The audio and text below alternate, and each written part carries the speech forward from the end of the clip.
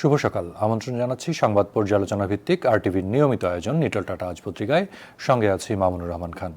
আপনারা জানেন এই অনুষ্ঠানের মাধ্যমে আমরা দেশের উল্লেখযোগ্য জাতীয় দৈনিকগুলোর অন্যতম শিরোনাম আপনাদেরকে জানিয়ে দিই খবরের ভেতরের খবর এবং তা নিয়ে বিশ্লেষণ আপনাদের সামনে তুলে ধরার চেষ্টা করি। সংবাদ বিশ্লেষণে আজ আমাদের সঙ্গে যোগ দিচ্ছেন বাংলাদেশ ফেডারেল সাংবাদিক ইউনিয়নের সহসভাপতি সৈয়দ ইশতিয়াক রেজা। আপনাকে স্বাগত জানাচ্ছি। শুভ সকাল। চলেন শুরুতেই দেখে নিই আজকে জাতীয় দৈনিকের অন্যতম শিরোনাম। আমার হাতে প্রথমেই দৈনিক প্রথম আলো শিরোনাম করেছে ভোটের লড়াইয়ে ঘরের বিরোধ। চট্টগ্রাম সিটি নির্বাচন নিয়ে এই প্রতিবেদনটি করা হয়েছে। এর নিচেই আছে বেশিরভাগ ক্ষেত্রে ব্যবস্থা নিচ্ছেতে সীমাবদ্ধ ইসিতে বৃহস্পতিবার পর্যন্ত অভিযোগ পড়েছে 53টি, কিছু ক্ষেত্রে সামান্য জরিমানা ও মৌখিক সতর্ক করা হয়েছে। আর নিচেই আছে টিকার জন্য অ্যাপে নিবন্ধনের বিকল্প তালিকা তৈরির উদ্যোগ।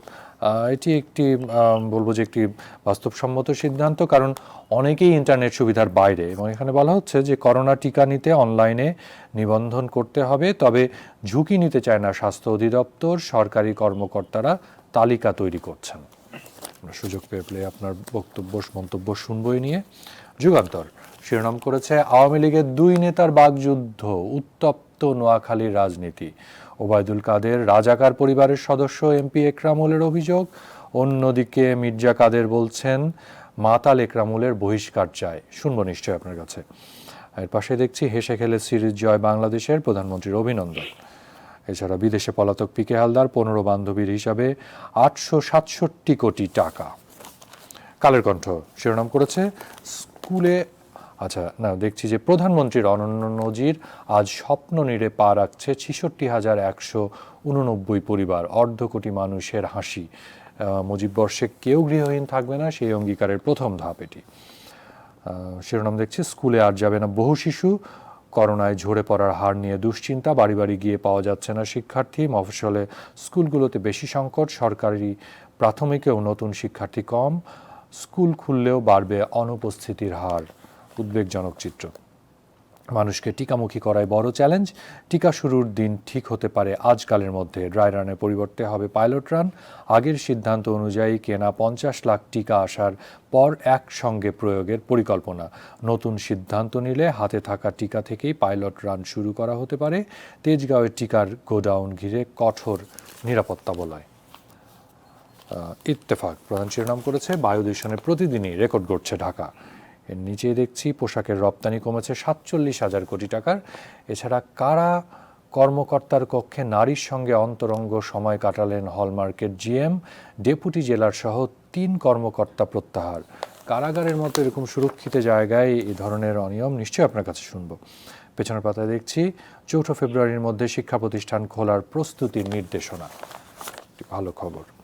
সমকাল শিরোনাম করেছে ঢাকায় পুলিশের শাস্তির 56% 3 অপরাধে। 1 বছরে ডিএমপির বিভিন্ন ধরনের শাস্তি জুটেছে 1901 সদস্যের। এছাড়া শিরোনাম দেখছি টিকাদানের সতর্কতার সঙ্গে এগুচ্ছে সরকার। গুজব ছড়িয়ে কার্যক্রম বাধাগ্রস্তের সংখ্যা, বিভ্রান্তি দূর করতে সতর্কতামূলক প্রচার। পেছনের পাতায় খাস জমি দখলকারীদের জেল জরিমানা হবে, নতুন আইন হচ্ছে। দেশ রূপান্তর শিরোনাম করেছে একদিনেই 5 হাসপাতালে টিকার পরীক্ষামূলক প্রয়োগ।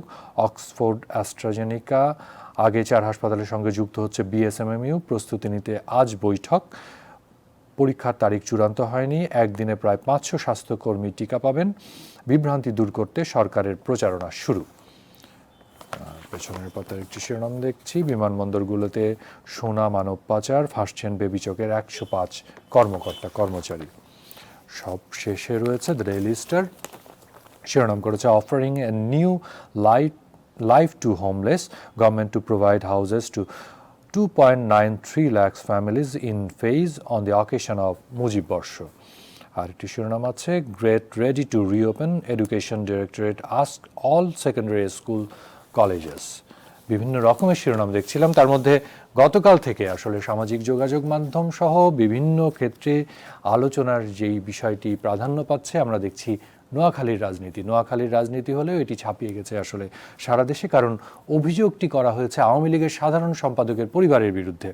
যুগান্তর বলছে যে উত্তপ্ত নোয়াখালীর রাজনীতি, ওবায়দুল কাদের রাজাকার পরিবারের সদস্য এমপি একরামের অভিযোগ আর মাতাল একরামুলের বহিষ্কার চায় বলছেন কাদের মির্জা। বিষয়টি দিয়ে যদি আলোচনা শুরু করেন সৈয়দ ইশতিয়াক রেজা। ধন্যবাদ আপনাকে। দেখেন, এটা কিন্তু খুব সবাই প্রত্যাশা করছিল, কারণ বসুরহাট পৌরসভা নির্বাচনের আগেই মির্জা কাদের নানা ধরনের কথা বলছেন, অন্যান্য অঞ্চল নিয়েও তিনি কথা বলেছেন। আমরা দেখেছি তিনি একদম নাম ধরে ধরে একরাম চৌধুরী, নিজাম হাজারি, নিক্সন চৌধুরী এদের নাম নিয়ে কিন্তু কথা বলেছেন। নিক্সন চৌধুরী ইতিমধ্যে প্রতিক্রিয়ায় মির্জা কাদেরকে পাগল বলেছেন, এবং শাহজাহান খান আওয়ামী লীগের যে প্রেসিডেন্ট সদস্য তিনি কিন্তু বলেছেন যে মির্জা কাদের অন্যায় করেছেন, তাকে এই ধরনের কথা বলতে দেওয়া উচিত হয় নাই, যা কিছু বলার ফোরাম মিটিং এ বলতে পারত। তবে একরাম চৌধুরী ভিডিওটি কিন্তু সরিয়ে নিয়েছেন, কিন্তু যে অভিযোগগুলো করলেন, এখন দেখেন আওয়ামী লীগের অবস্থাটা এরকম দাঁড়িয়েছে শাসক দল হিসেবে বিরোধী পক্ষ দুর্বল নাই বললেই চলে, ফলে নিজেরাই নিজেদের প্রতিপক্ষ হয়ে দাঁড়িয়েছে।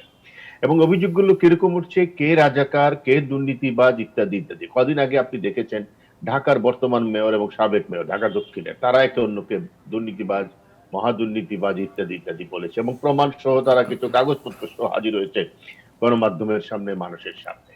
আপনি যদি আজকে প্রথম আলোর শিরোনামটা দেখেন, চট্টগ্রামের কথা বলা হচ্ছে যে চট্টগ্রাম সিটি কর্পোরেশন নির্বাচন নিয়ে সেখানে বিরোধ এই পর্যায়ে দাঁড়িয়েছে। এখন এই যে আওয়ামী লীগের ভিতরকার ওয়ার্ডে ওয়ার্ডে বিদ্রোহী প্রার্থী, এখন এই যে গৃহ বিবাদ আওয়ামী লীগের, এগুলোর মাধ্যমে কি দাঁড়াচ্ছে হলো এই যে আজকে ওবায়দুল কাদের দলের সাধারণ সম্পাদক, তাকে রাজাকার কথাটা তো থেকে গেল, কিন্তু রেফারেন্সটা থেকে গেল।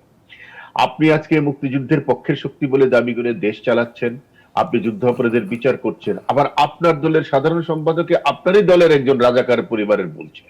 তাহলে বিষয়গুলো কিন্তু কিরকম করে বিরোধী দলের হাতে অস্ত্র তুলে দিচ্ছেন আপনি। হয়তো আমি সাধারণভাবে বলছি বিরোধী দল, কিন্তু বাংলাদেশ বিরোধী চক্র যারা আছে, বাংলাদেশকে মানতে চায় না, তাদের হাতে কি ধরনের অস্ত্র তুলে দিচ্ছেন। মির্জা কাদের বেশ কিছু কথা বলেছেন, যেই কথাগুলো হয়তো অনেকের পছন্দ না হতে পারে, কিন্তু এগুলো নিয়ে তো পার্টি চিন্তা ভাবনা করতে পারে যে কারা দলের পরিচয় ব্যবহার করে সহিংসতা করে, সংঘাতের সৃষ্টি করে, কারা এলাকায় এলাকায় সমাজ বিরোধীদের প্রশ্রয় দিচ্ছে এবং সেখানে মানুষের উপরে অত্যাচার জুলুম চালাচ্ছে, যে কথা তিনি বলেছেন। এটা একটা হতে পারত যে তিনি এই কথাটা পার্টির কেন্দ্রীয় ফোরামে এসে বলতে পারতেন, কিন্তু প্রান্তিক নেতাদের তো বলার আসলে জায়গা নাই, তাই তিনি সেটা বলেছেন। অথবা তিনি ওবায়দুল কাদেরের ভাই হিসেবে বলার সাহস পেয়েছেন। অনেকগুলো এখানে আপনি বিশ্লেষণ করতে পারবেন, কিন্তু সবচেয়ে বড় কথা, অভিযোগগুলো থাকলো, অভিযোগগুলো উঠলো, অভিযোগগুলোর কোনো কুলকিনারা হলো না, বরং এখন দেখা যাচ্ছে নেতারা একে অন্যকে দুর্নীতিবাজ। এখন উনি বলেছেন দলের সাধারণ সম্পাদক রাজাকার পরিবারের সন্তান, আবার সাধারণ সম্পাদকের ভাই বলছেন মাতাল একরাম চৌধুরী।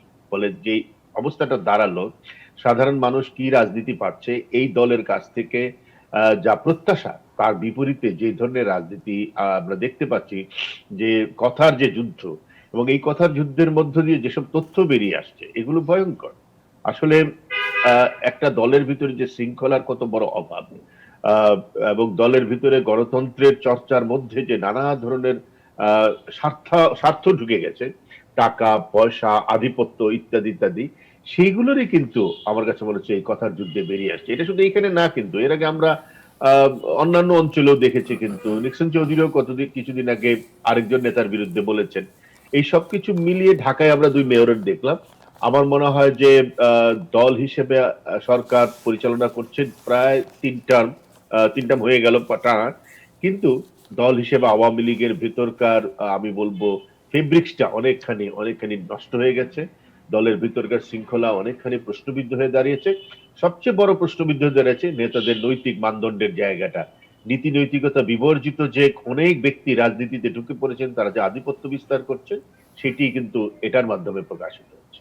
আপনি আপনি সংগঠনের শৃঙ্খলার কথা বলছিলেন। আমরা গতকালকে আরেকটি শিরোনাম, গতকালকে দিনভর আলোচনায় ছিল, আজকে সঙ্গত কারণেই জাতীয় দৈনিকগুলো শিরোনাম কারা অভ্যন্তরে সাজাপ্রাপ্ত বন্দীর সাথে নারীর সাক্ষাৎ, এবং সেখানে উপস্থিত ছিলেন, আমরা ভিডিও ফুটেজগুলোতে সিসিটিভির ফুটেজে যেটি দেখছি যে জেল সুপার, ডেপুটি সুপার, আইনশৃঙ্খলা বাহিনীর সদস্য সকলের উপস্থিতিতে, এবং শুধু উপস্থিতি না, তাদের সহযোগিতা ছাড়া তো নিশ্চয়ই এটি হয়নি।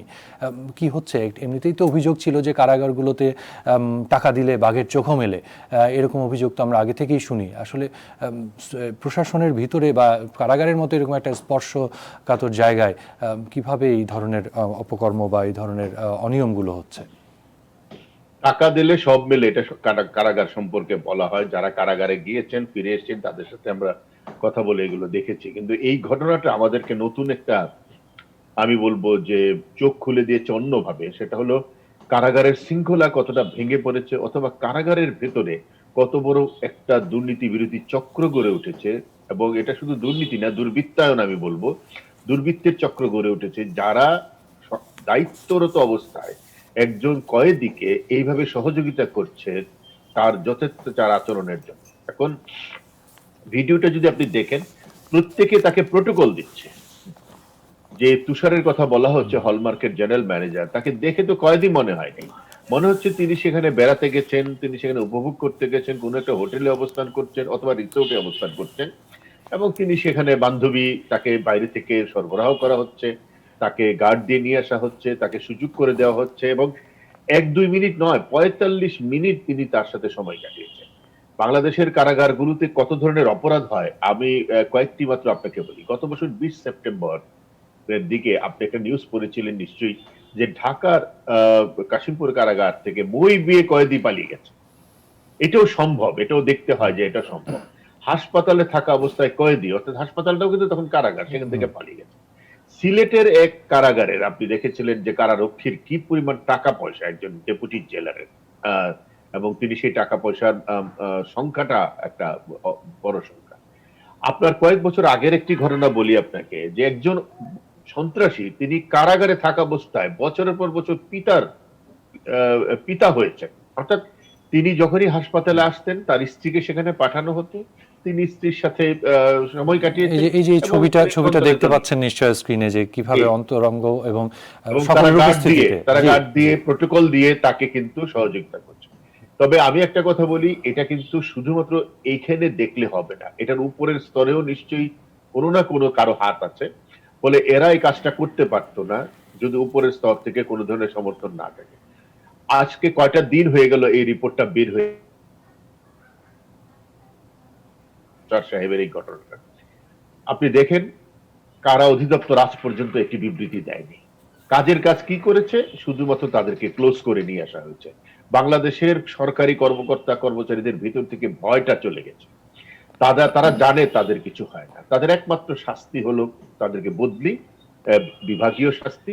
বিভাগীয় শাস্তির নামে যে একটা শুভঙ্করের ফাঁকি তৈরি করা হয়েছে, সেটা জনগণ জানতে পারে না, কেউ জানতে পারে না আদৌ সেখানে কোনো শাস্তিমূলক ব্যবস্থা নেওয়া হয়েছে কিনা। বেশিরভাগ ক্ষেত্রে আমরা এর আগে পুলিশের ক্ষেত্রে দেখেছি তাদেরকে সরিয়ে আনা হয়। আমরা এর আগে দেখেছি যে বিভিন্ন সরকারি অফিসে শাস্তি বলতে কিছুমাত্র এক জায়গা থেকে আরেক জায়গায় বদলি করে দেওয়া।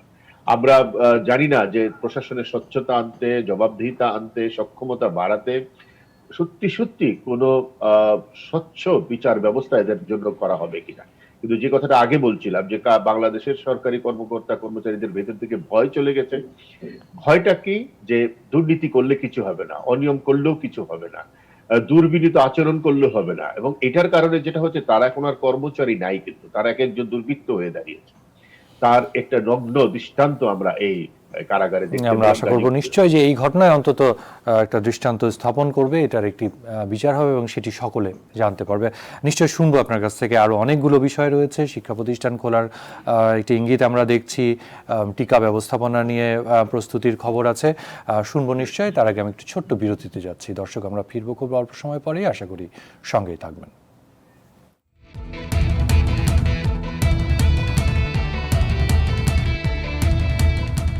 সাংবাদিক ইউনিয়নের সহসভাপতি সৈয়দ ইশতিয়াক রেজা। বিরতির আগে যেটি বলছিলাম যে শিক্ষা প্রতিষ্ঠান খোলার একটি নির্দেশনা, প্রস্তুতি নির্দেশনা দিয়েছে শিক্ষা অধিদপ্তর, এবং সেখানে বলা হচ্ছে যে 4 ফেব্রুয়ারির মধ্যে স্বাস্থ্যবিধি রক্ষা সহ অন্যান্য প্রস্তুতিগুলো নিয়ে রাখতে হবে। একই সাথে কালের কণ্ঠের একটি শিরোনামের দিকে আপনার দৃষ্টি আকর্ষণ করি, সেখানে বলা হচ্ছে যে স্কুলে আর যাবে না বহু শিশু। এই যে দীর্ঘ বন্ধ, সেটার ফলে ঝরে পড়ার হারটা বেড়ে যাবে। একদিকে করোনার জন্য যে স্থবিরতায় শিক্ষা ব্যবস্থার পুরো একেবারে নাজেহাল অবস্থা, তার মধ্যে ঝরে পড়া, কিভাবে সামাল দেওয়া যাবে এই পরিস্থিতি?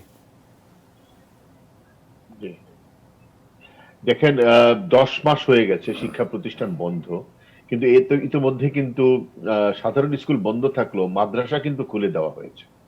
ফলে একটা বৈষম্যমূলক অবস্থান কিন্তু আমার মনে হয় সিদ্ধান্তের জায়গা থেকে তৈরি হয়ে গেছে।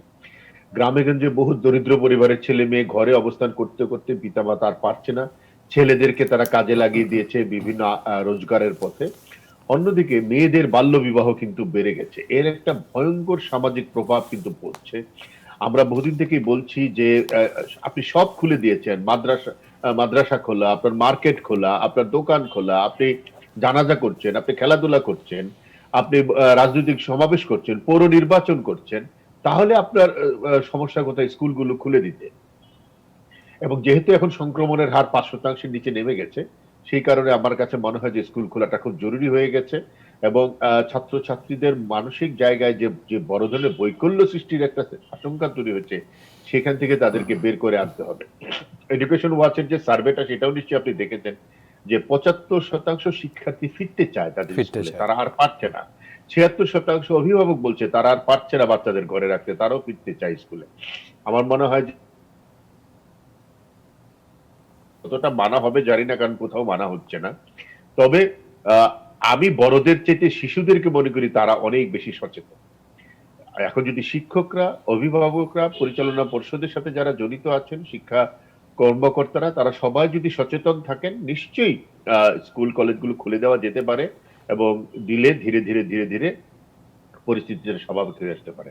আর যেহেতু টিকা চলে আসছে, সুতরাং টিকা দেওয়ার মাধ্যমে একটা তো অ্যান্টিবডি, আপনার তো হার্ড ইমিউনিটি তৈরি হওয়া শুরু হবে। সুতরাং দুটোই পাশাপাশি চলতে হবে। আমি এই উদ্যোগকে স্বাগত জানাই। প্রচুর কিন্ডারগার্টেন বন্ধ হয়ে গেছে, শিক্ষকরা মানবেতর জীবনযাপন করছে, শিক্ষক কর্মচারীরা, প্রচুর ছাত্রছাত্রী ঝরে পড়ছে।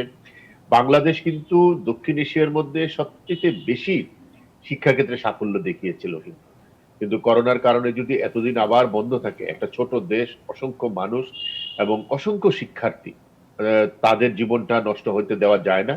নিশ্চয়ই আমরা স্বাস্থ্যের ব্যাপারে সচেতন থাকবো, পরিবারগুলোকে আরো বুঝতে হবে, শিক্ষা প্রতিষ্ঠানগুলোকে বুঝতে হবে, কিন্তু একটা ঝুঁকি তো নিতেই হবে। আমরা অস্ট্রেলিয়ার কথা জানি যে স্কুল খুলে দিয়েছে, ইউরোপের বেশিরভাগ স্কুল খুলে দেওয়া হয়েছে। আমরাও আসলে সেই পথে যেতে পারি। ধীরে ধীরে একটা প্রস্তুতি নেওয়া শুরু হওয়া উচিত বলে আমরা মনে করি। জি, টিকা এসে গেছে আপনি বলছিলেন, এবং টিকার আমরা যেটা দেখছি যে প্রথম ধাপে 5টি রাজধানীর 5টি যেই হাসপাতাল, সেখানে পরীক্ষামূলক প্রায় 500 স্বাস্থ্যকর্মীর উপরে এটা শুরু হবে। টিকার বিষয়ে যেই বিষয়টি সাধারণের আলোচনার দিকটি আপনার একটু দৃষ্টি আকর্ষণ করি, যে এতদিন আলোচনাটা কিন্তু ছিল টিকা আসার আগ পর্যন্ত, যে কেন আসছে না, কবে আসবে, কেন অন্য দেশ থেকে আনা হচ্ছে না, দাম কি।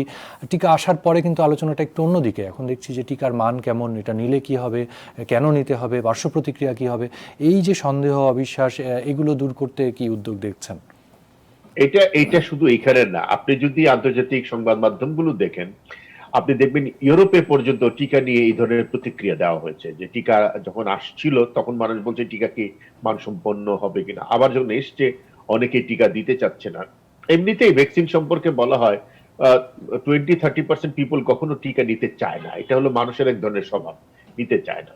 তো সেই বিবেচনায় কিছু সমালোচনা হয়েছে, কিন্তু টিকা আসলে এসছে, এই জন্য সরকারকে অভিনন্দন জানাই, ধন্যবাদ জানাই। এবং টিকা দেওয়ার ম্যানেজমেন্টটা, ব্যবস্থাপনাটা যেন ভালো থাকে, টিকা দেওয়া শুরু হচ্ছে। আপনি দেখবেন কিছুদিন পরেই এই অবস্থাটা কেটে যাবে। পার্শ্ব প্রতিক্রিয়ার কথা যেটা বলা হচ্ছে, টিকা দিলে একটা পার্শ্ব প্রতিক্রিয়া হবে, এটা মেনে নিয়ে টিকা দিতে হবে, একটু জ্বর হবে। আর পার্শ্ব প্রতিক্রিয়া না হলে সেই টিকা ভালো নয়। টিকা যদি শরীরে কোনো পরিবর্তনই না আনলো, তাহলে তো সেই টিকা ভালো নয়। এই কারণেই বলা হচ্ছে যে 2% পর্যন্ত পার্শ্ব প্রতিক্রিয়া অ্যাকসেপ্টেবল রেটে আছে। এর মধ্যে 2%-এর 98% হলো জ্বর। তো জ্বর তো হতেই পারে, আর গায়ে কিছুটা আমার কাছে মনে হয় যে টিকাটা একটা গ্রহণযোগ্য জায়গায় নিয়ে যাবে এবং ব্যবস্থাপনা ভালো হবে, এটা হলো প্রত্যাশার জায়গাটা। জি, আমরা একেবারেই শেষের দিকে একটি ভালো খবরের দিকে আপনার দৃষ্টি আকর্ষণ করেই শেষ করতে চাই। আজকে 70,000 গৃহহীন ঘর পাচ্ছে এবং প্রধানমন্ত্রী তাদের হাতে ঘর তুলে দিবে এবং অঙ্গীকারটি ছিল যে মুজিব বর্ষে কেউ গৃহহীন থাকবে না। কিছুক্ষণের মধ্যেই হয়তো সেই আনুষ্ঠানিকতা শুরু হবে। এটা কিন্তু আওয়ামী লীগের নির্বাচনী প্রতিশ্রুতি ছিল যে গৃহহীনদেরকে ঘর দেওয়া হবে, এবং প্রধানমন্ত্রীকে ধন্যবাদ জানাতে চাই যে তিনি তার নির্বাচনী প্রতিশ্রুতি অনুযায়ী কাজটা করেছেন। বাংলাদেশ একটি কল্যাণমুখী রাষ্ট্র নয়, কিন্তু তারপরেও রাষ্ট্র কিন্তু জনগণের জন্য বেশ কিছু কাজ করছে। এর মধ্যে প্রধানমন্ত্রীর এই যে গৃহহীনের জন্য ঘর আশ্রয়ণ প্রকল্পের অধীনে এটি একটি অসাধারণ কাজ। এর আগে আমরা দেখেছি প্রধানমন্ত্রী যেটাকে সামাজিক নিরাপত্তা কর্মসূচি, বয়োজ্যেষ্ঠদের জন্য মুক্তিযোদ্ধাদের ভাতা বাড়িয়েছেন। আমি এই প্রত্যেকটা কাজকে আমি মনে করি যে সুষ্ঠুভাবে সম্পন্ন করার জন্য তাকে অভিনন্দন জানাতে হয়। যারা ঘর পাচ্ছেন তারা নিশ্চয়ই, আমি বলবো, তাদের জীবনের সবচেয়ে বড় পাওয়াটা পাচ্ছেন, গৃহহীনের জন্য ঘর পাওয়াটা। এবং ঘরগুলোর যে ডিজাইন আপনি দেখেছেন, আমরাও দেখেছি, অসাধারণ সুন্দর বলবো।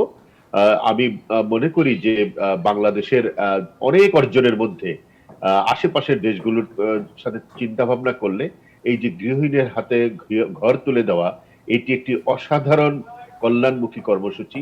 এবং এটার মাধ্যমে সরকার এবং জনগণের মধ্যকার যে একটা নিবিড় সম্পর্ক, এবং মানুষ যে রাষ্ট্রের কাছে অনেক কিছু প্রত্যাশা করে, রাষ্ট্র যে তার দিকে নজর রাখে, তার প্রতি দরদি হয়, তার একটা দৃষ্টান্ত বলে আমি মনে করি। আপনাকে অনেক ধন্যবাদ আমাদেরকে সময় দেওয়ার জন্য। দর্শক, আপনাদেরকেও ধন্যবাদ জানাচ্ছি যারা এতক্ষণ আমাদের সঙ্গে ছিলেন, অনুষ্ঠানটি দেখেছেন। আপনাদের জানিয়ে রাখি, নিটল টাটা আজ পত্রিকা অনুষ্ঠানটি সপ্তাহের প্রতিদিন 9:10 প্রচারিত হচ্ছে। দেখার আমন্ত্রণ রইল। যাওয়ার আগে আপনাদের কাছে আবারও অনুরোধ, করোনাকালে মাস্ক পরে শারীরিক দূরত্ব বজিয়ে রেখে নিরাপদে থাকবেন আর RTVর সঙ্গে থাকবেন। ধন্যবাদ।